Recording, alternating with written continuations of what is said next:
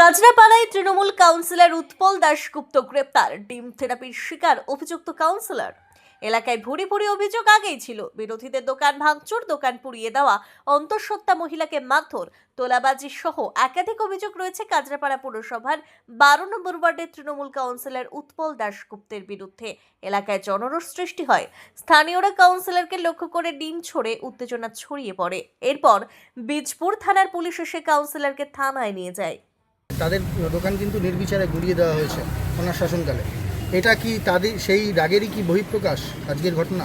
অবশ্যই, তাদের মানুষের তো খেয়ে দিয়ে কাজ নেই যে বিনা কারণে একটা প্রাক্তন কাউন্সিলরকে এরকমভাবে চড়াও করবে, বাড়ি থেকে বের করে তাকে জিজ্ঞাসাবাদ করবে। তো মানুষ তো পাগল নয়, নিশ্চয়ই উনি রাত্রিবেলা কবে এটা হচ্ছে 24 সালে ভোটে হারার পরে জেতার পরে পুলিশ তুলে নিয়ে আসলো আজকে 12 নম্বর ওয়ার্ডে বুথে হেরেছিল।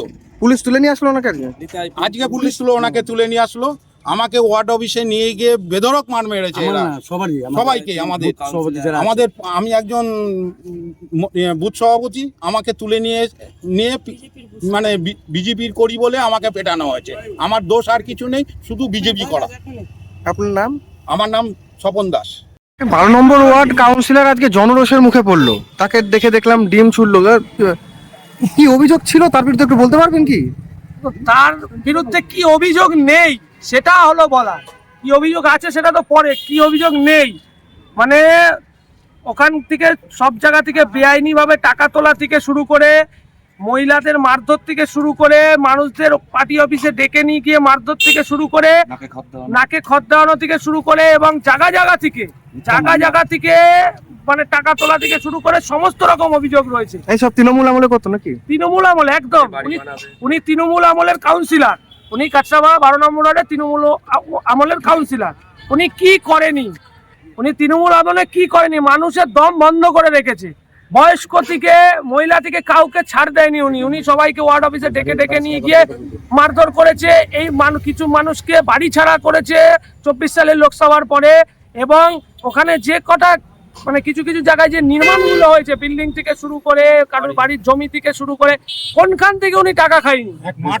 এবং বিজেপি করার অপরাধে বিভিন্ন মামলাও দেওয়া হয়েছে।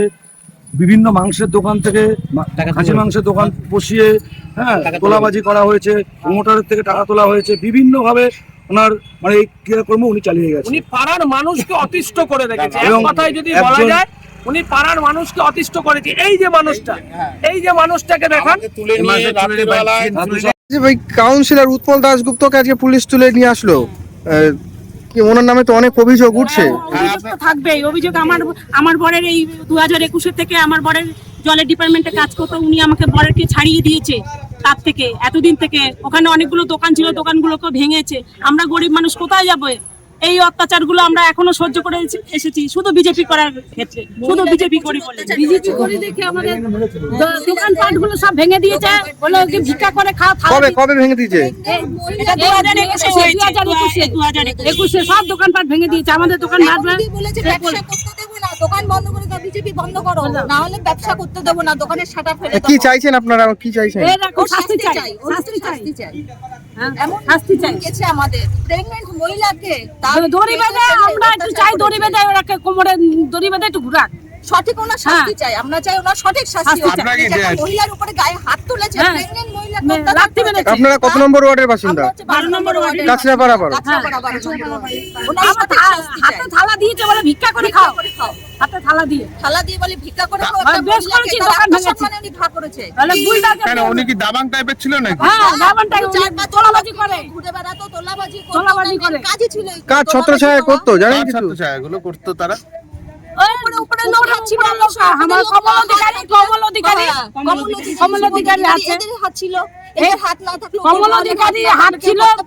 উৎপল দাশগুপ্ত করেছে, পিন্টু ভৌমিক করেছে। এইসব পাড়ায় 12 নম্বরে একদম শেষ করে দিয়েছে। মানুষকে, মহিলাদের অতিষ্ঠ করে রেখে দিয়েছে। আপনাদের এই ডিম থেরাপি দিলেন?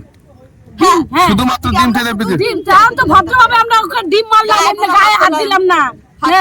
ওলে গায়ে হাত দিয়ে আজকে একটা মারও মাটিতে পড়তো না, আমাদের সবাইকে মেরে দিত যদি তৃণমূল আসতো।